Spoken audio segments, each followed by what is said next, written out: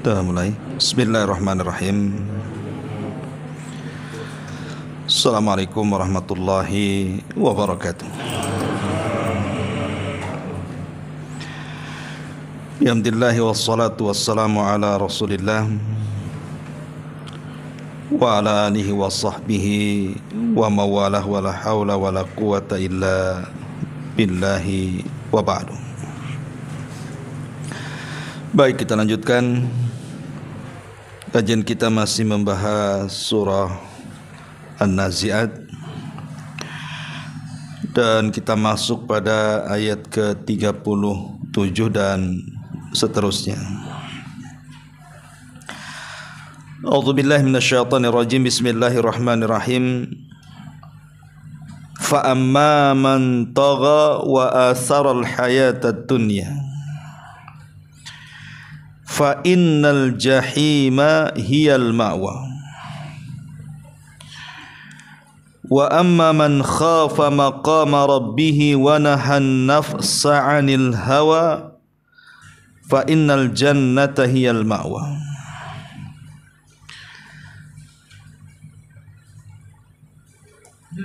Adapun orang-orang yang melampaui batas dan lebih mengutamakan kehidupan dunia, sungguh neraka jahimlah tempat tinggalnya. Adapun orang-orang yang takut kepada kebesaran Tuhannya dan menahan diri dari hawa nafsunya, sesungguhnya surgalah tempat tinggalnya. Ma'asyiral muslimin wal muslimat rahimani wa rahimakumullah. Di sini Allah Subhanahu wa taala mengatakan fa amma man tagha, maka barang siapa yang melampaui batas. Apa yang dimaksud melampaui batas dalam ayat ini?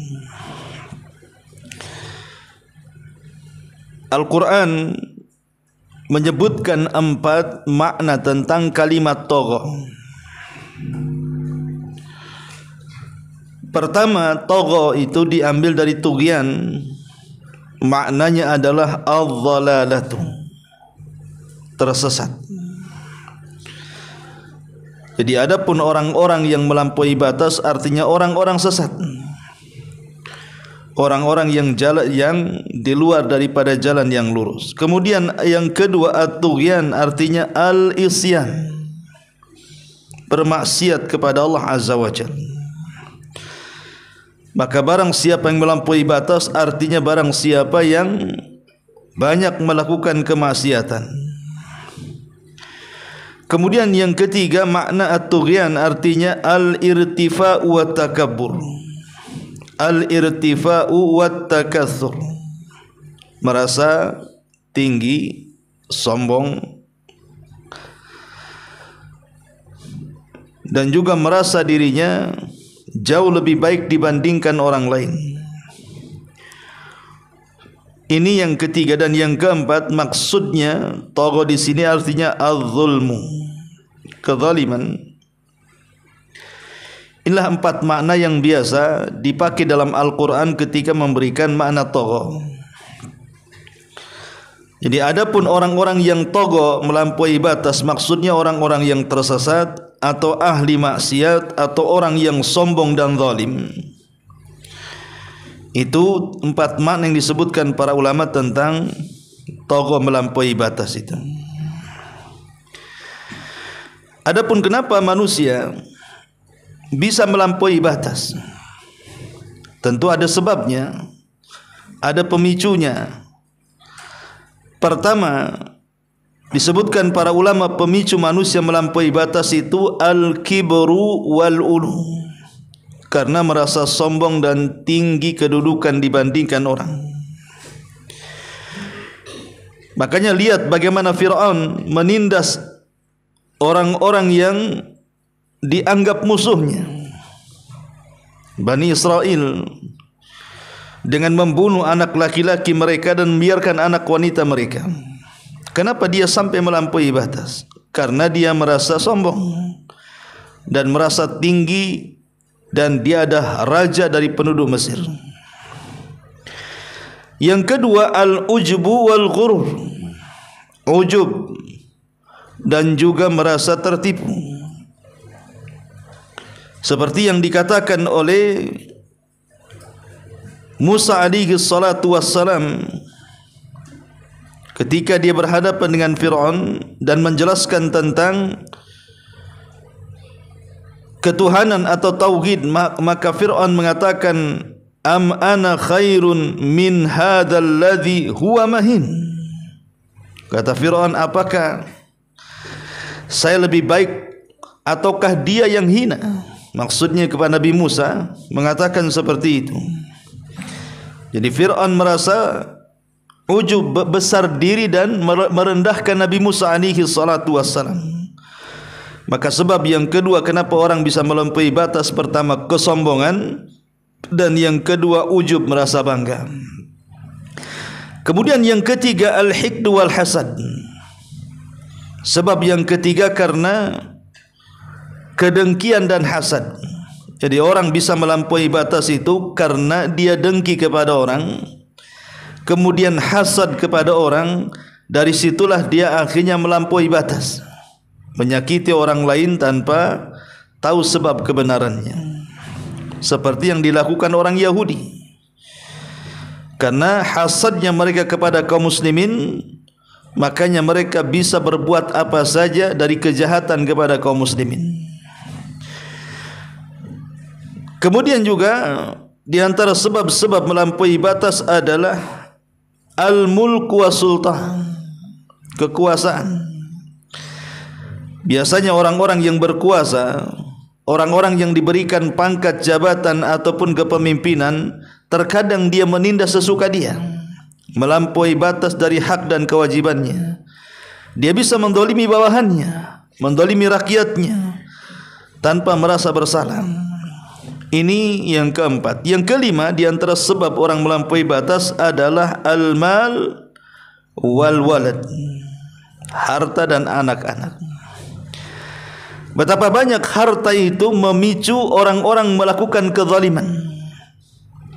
Gara-gara harta orang bisa bunuh-bunuhan.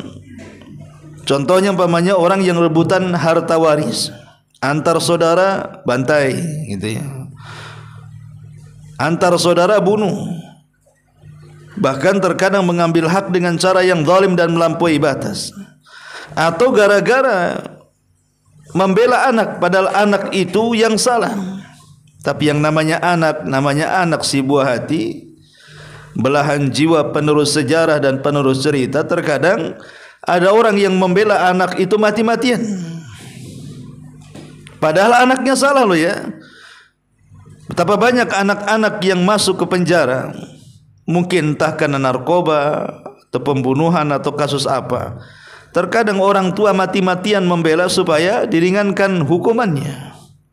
Mereka rela mengeluarkan banyak biaya untuk menyewa lawyer, pengacara dan semacamnya, bukan membela kebenaran tapi membela kebatilan, hanya karena ingin supaya anaknya selamat. Jadi anak pun terkadang pemicu orang bisa melampaui batas. Kemudian juga al-ghaflatun nas an hukukihim, lalainya manusia tidak melaksanakan tugas mereka. Orang kalau tidak melaksanakan hak dan kewajiban, pasti dia melampaui batas. Dalam kehidupan rumah tangga sajalah seorang suami tidak melakukan hak dan kewajiban kepada istri atau sebaliknya, atau seorang anak kepada orang tua atau sebaliknya, atau kita dengan tetangga kita atau sebaliknya, itu kan memiliki hak dan kewajiban yang harus kita lakukan. Kalau seandainya hak dan kewajiban ini tidak dilaksanakan, dipastikan salah satunya akan melampaui batas. Dipastikan itu. Seperti seorang istri tidak memberikan haknya melayani suami. Terkadang suami bisa saja melampaui batas, memukul, menyiksa, memaksa dan begitu seterusnya. Atau sebaliknya, mungkin suami tidak memberikan hak dan kewajibannya, memberikan nafkah, bisa saja istri kabur, istri lari, tidak mau melaksanakan haknya karena dia juga menuntut hak dia. Artinya kalau seandainya seseorang lalai dari hak dan kewajiban manusia, dipastikan disinilah pemicunya kenapa orang sampai melampaui batas. Ini di antara sebab-sebab yang disebutkan oleh para ulama. Kemudian juga di antara sebab yang lain yang boleh jadi kenapa kemudian orang-orang itu bisa melampaui batas dan tidak berhenti dan terus menerus, itu juga ada penyebabnya.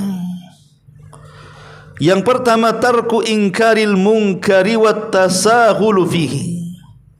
Tidak mau mengingkari kemungkaran dan menganggap remeh dari perkara mungkar tadi. Jadi ketika kemudian kemungkaran dibiarkan, orang-orang yang melampaui batas itu dibiarkan, maka dia akan terus merajalela dan tidak akan bisa dihentikan. Contoh umpamanya para perampok, kalau tidak ditangkap, kemudian diproses, dikasuskan, kemudian dipenjarakan, dia akan terus merampok. Ya. Dan begitu seterusnya. Dunia maksiat kalau tidak dihentikan akan terus maksiat. Makanya kalau ingin menghentikan perkara tughyan ini, maka ingkari semua kemungkaran. Kemudian yang kedua, at-ta'alluq bil hayati. Seseorang sangat tergantung dengan kehidupan dunia dan lupa akhirat. Orang kalau hatinya terkait dengan dunia saja, lupa dengan akhirat, maka dia tidak akan berhenti untuk melakukan kezaliman, kejahatan, melampaui batas dalam hidupnya. Karena dia pikir kezaliman dia tidak akan dibalas. Dia pikir kezaliman dia tidak akan dipertanggungjawabkan di hadapan Allah, makanya dia akan terus berbuat maksiat. Jadi ketergantungan kepada dunia dan lupa akhirat ini menjadikan melampaui batas tidak akan bisa dihentikan. Kemudian yang ketiga, ada mutadabburil Qur'anil Karim. Tidak mau tadabbur dengan Al-Qur'anul Karim. Jangan lagi tadabbur, membacanya pun tidak. Jangan lagi membacanya, menyentuhnya pun tidak. Jadi sepanjang hidupnya tidak kenal apa itu Quran. Ketika seseorang tidak kenal apa itu Quran, maknanya orang itu tidak tahu bahwa hidup itu ada undang-undang. Kan Quran itu undang-undang hidup. Kalau tidak ada Quran, tidak ada undang-undang. Kalau tidak ada undang-undang, maka seperti harimau dalam hutan. Maka dia bisa berbuat jahat sekehendaknya. Karena bagi dia tidak ada undang-undang. Lah ketika orang kemudian lari dari tadabbur Al-Quran, maka dipastikan dia lari dari undang-undang Islam. Dan kalau dia lari dari undang-undang Islam, maka seolah-olah hidup tanpa undang-undang. Disitulah keberlangsungan orang-orang zalim dan melampaui batas tidak bisa dihentikan. Kemudian yang keempat, sukutu ba'dil ulama'i wad du'a'i anil zulma. Diamnya sebagian para duat, para ulama, para ustaz, para kiai dari kezaliman, membiarkan kezaliman merajalela, sementara tokoh-tokoh agama membiarkannya dan tidak menasihatinya. Maka ini akan menjadikan orang-orang yang berbuat melampaui batas tidak akan menghentikan perbuatan mereka. Contoh pamannya di lingkungan kecil, RT RW kan. Ada orang yang nyetel musik keras-keras sambil mabok-mabok, ikhtilat dan begitu seterusnya. Kalau dibiarkan, tokoh agama di situ membiarkan, tokoh masyarakat membiarkan, maka seolah-olah dibolehkan. Boleh jadi mungkin lebih merajalela kan gitu. Karena tidak ada teguran. Maka kalau seandainya para tokoh-tokoh agama, tokoh-tokoh masyarakat membiarkan kezaliman dan kemungkaran, maka sesuatu yang melampaui batas itu tidak akan dihentikan. Inilah 4 perkara, hal-hal yang melampaui batas itu tidak bisa dihentikan. Ma'asyiral muslimin wal muslimat rahimani wa rahimakumullah. Lalu bagaimana cara obatnya untuk menghentikan sifat melampaui batas ini? Al-Quranul Karim sudah menjelaskan solusinya. Pertama, Al-Quranul Karim melarang dengan tegas tidak boleh seseorang itu melampaui batas. Quran sendiri yang mengatakan seperti yang disebutkan dalam ayat yang kita baca, fa amma man tagha wa atharal hayatad dunya fa innal jahima hiyal ma'wa. Jelas Quran melarang, bahkan mengancam dengan jahim, neraka jahanam. Kemudian yang kedua, al-amru bit tauhid wan nahyu anisyirki.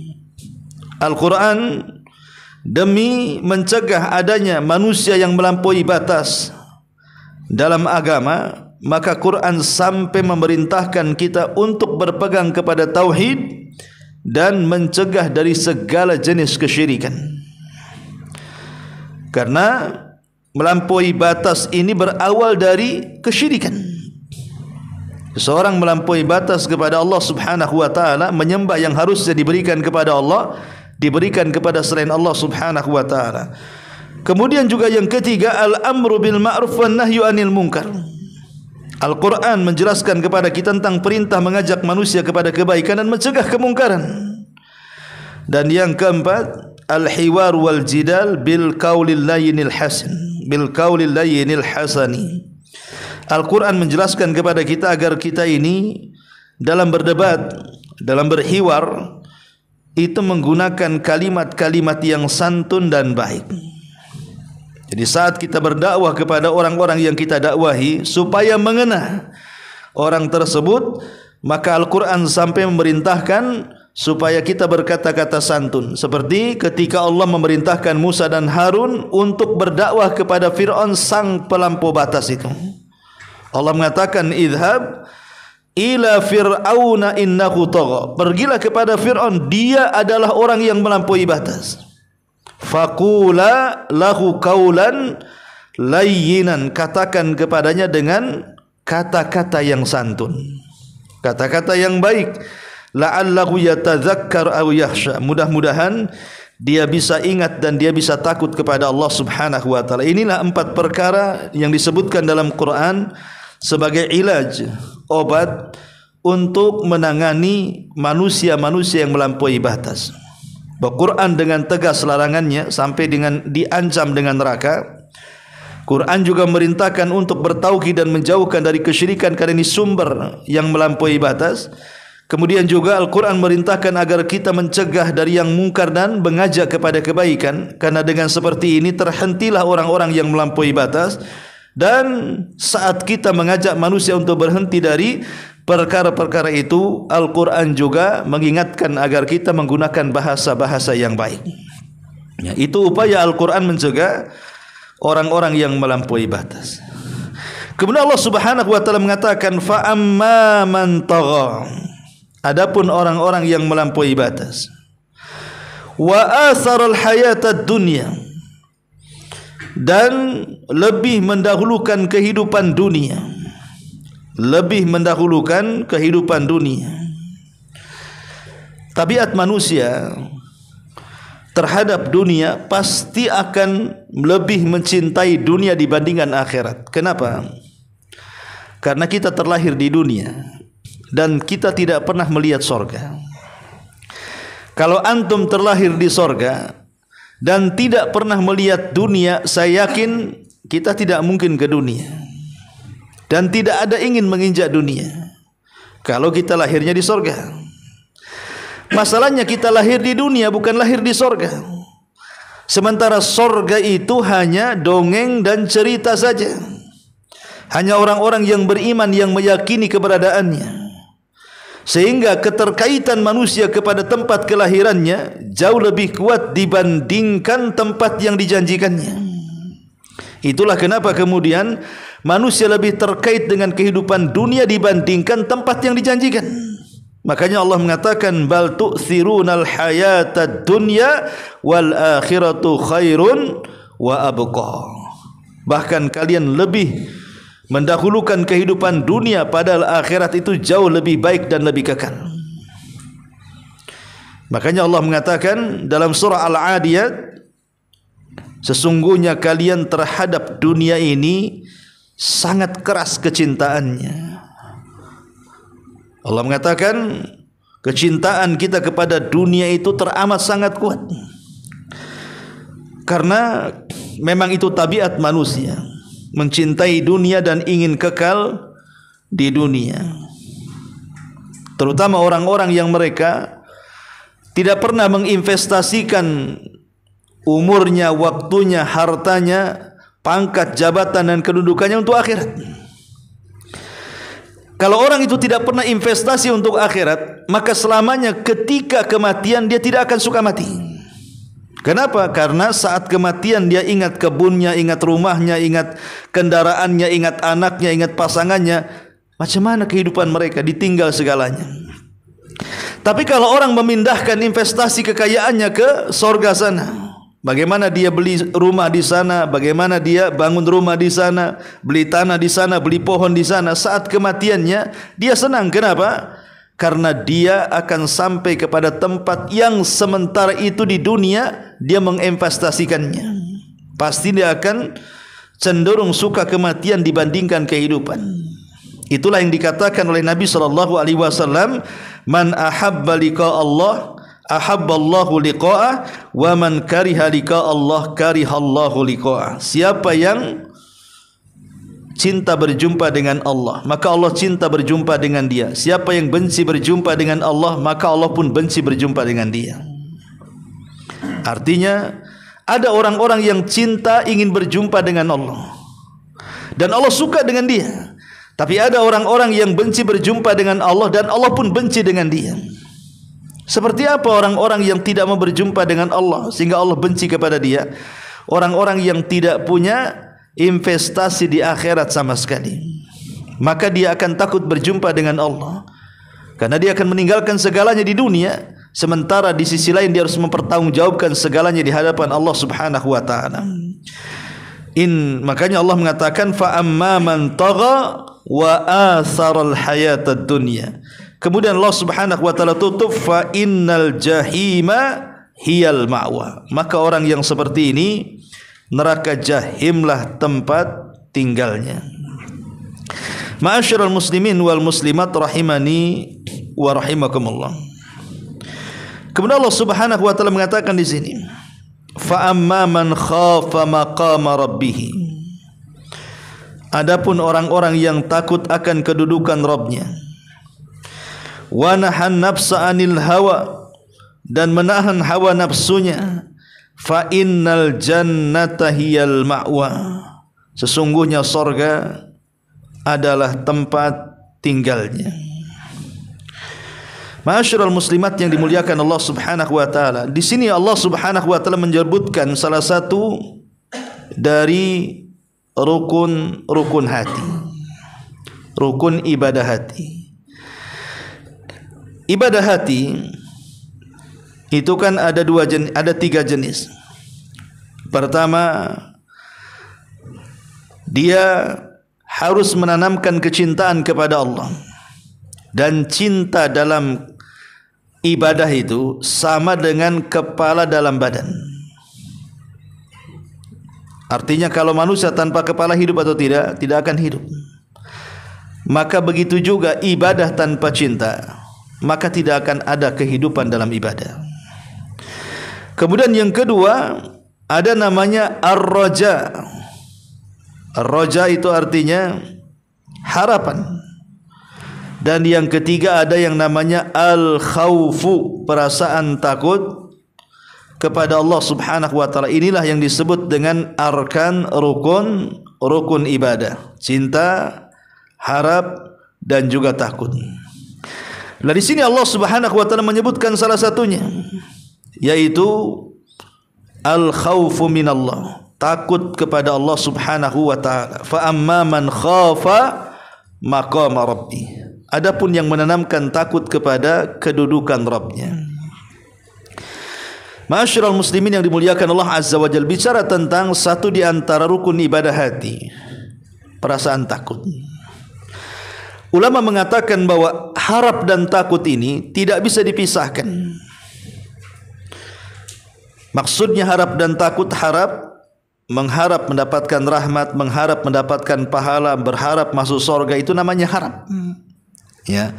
Adapun takut itu takut diazab, takut adanya malapetaka, takut mendapatkan siksa, takut masuk neraka. Itu namanya takut tuh. Ya. Jadi dua perkara ini tidak bisa dipisahkan dalam kehidupan kita. Cuman para ulama mengatakan kalau dalam kondisi sehat walafiat, maka besarkan perasaan takut, kecilkan perasaan harap. Tapi kalau dalam kondisi sakit parah, apalagi sakitnya sampai mengantarkan kepada kematiannya, maka perasaan harap harus dibesarkan dan kecilkan volume takutnya. Begitu nasihat para ulama. Ya. Kenapa ulama mengatakan seperti itu? Kalau kita lagi sehat, perasaan takut harus lebih besar, 70% dibandingkan perasaan harap yang 30% saja. Karena supaya saat kita sehat, kita tidak melampaui batas, kita tidak melakukan kemaksiatan, kita tidak terjerumus kepada perbuatan dosa. Karena hanya orang yang takutnya besar kepada Allah pasti yang paling jauh dari maksiat kepada Allah Azza wa Jalla. Tapi kalau seandainya dalam posisi sedang sakit parah, kenapa perasaan takut harus dibalik? 30% harapnya yang 70%. Karena dalam kondisi sakit parah, orang tidak mungkin melakukan apapun yang bisa dilakukan ketika dia sehat. Orang sakit bisa apa coba? Salat pun udah susah, apalagi sampai koma berbulan-bulan. Mau apa yang dilakukan orang sakit coba? Hanya harapan mendapatkan rahmat, itu saja. Orang sakit itu hanya berharap dapat rahmat dari Allah. Dan biasanya orang sakit itu akan mendengarkan orang-orang yang bicara seketika itu, ketika dia sakit, yang ada di sekitarnya, dan dia akan lupa memori orang-orang kejadian-kejadian sebelumnya. Makanya kenapa Nabi SAW sampai mengatakan, janganlah kalian mengatakan sesuatu kecuali kebaikan, karena itu yang akan masuk dan diingat. Sebab kalau seandainya kita ini menceritakan kejahatan dia di saat detik-detik sakaratul mautnya, maka pasti dia akan membesarkan takut dan harapnya. Akhirnya apa? Yang diingat dosa, kemudian kepalanya hanya terekam neraka, sehingga dia tidak ada kesempatan masuk surga. Disitulah setan masuk, jadilah dia putus asa. Jangan-jangan putus asa itulah yang mengakhiri kehidupannya. Ya. Adapun kalau kebaikan yang direkamnya, sehingga dia terekam, oh dia masih ada pahala, ada memungkinkan masuk surga, ada memungkinkan masuk surga, maka adalah harapan di situ. Hilang putus asa, boleh jadi itu pula pahala yang terakhir yang dibawanya. Berbaik sangka dengan Allah Subhanahu wa taala. Itulah kenapa para ulama mengatakan dalam kondisi sakit harus haraplah yang dibesarkan, kalau dalam kondisi sehat harus perasaan takut yang dibesarkan. Ya. Ma'asyiral muslimin yang dimuliakan Allah Azza wa Jalla, fa amma man khafa maqama rabbih wa nahan nafsa 'anil hawa, dan berusaha untuk menundukkan hawa nafsunya. Ada hadis yang mengatakan kalian tidak akan beriman, maksudnya tidak sempurna iman kalian, sampai kalian menundukkan hawa nafsu kalian dan mengikuti apa yang aku bawa, kata Nabi. Hadis ini lemah, walaupun dicantumkan dalam kitab Arba'in Nawawi, akan tapi maknanya sahih. Ya. Jadi orang-orang yang menundukkan hawa nafsu adalah orang-orang yang memasrahkan hawa nafsunya dan menurut apa kata wahyu. Kalau saya boleh katakan untuk contohnya seperti ini. Ada dua orang, si A dan si B. Dua-duanya mantan narkoba, dua-duanya mantan pecandu khamr, pecandu judi, zina dan yang semacamnya. Allah takdirkan dua-duanya taubat, taubatan nasuha, tidak kembali kepada perbuatan setannya. Dua-duanya hijrah. Cuman masalahnya si A ini, kalau diceritakan tentang masa lalunya, dia menikmati ceritanya. Ya, dia menikmati. Oh memang dulu aku ini dulu penjahat, aku ini seorang pezina, tapi alhamdulillah saya ini sudah bertobat. Tapi dia ketika bercerita menikmati, tidak ada kebencian sama sekali. Ya. Tetapi yang satunya kalau disuruh bercerita masa lalunya, dia tutup rapat-rapat, dia tidak mau. Dia tidak mau bercerita. Pokoknya dulu yang dulu, saya tidak mau cerita. Saya benci dengan yang dulu, saya ingin yang sekarang. Ini si A dengan si B ini berbeda di hadapan Allah.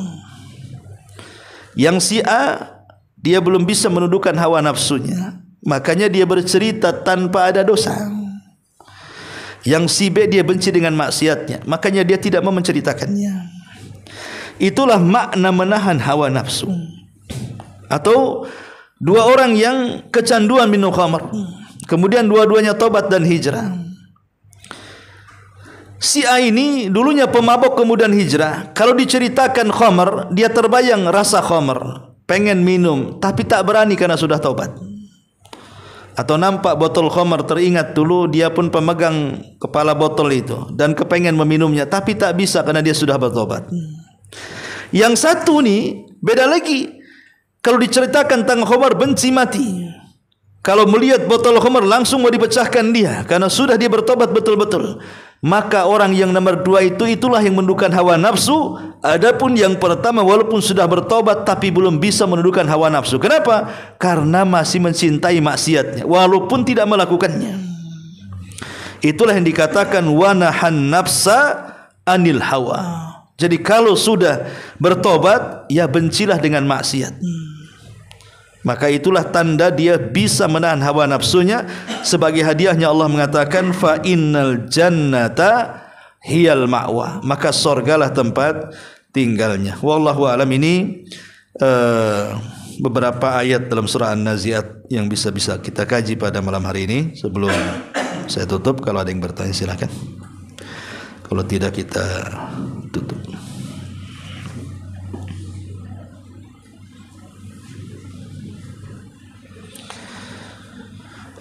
Iya, sampai di sini. Tidak ada. Subhanakallahumma bihamdika asyhadu an la ilaha illa anta astaghfiruka wa atubu ilaik. Allahu taala alam. Assalamualaikum.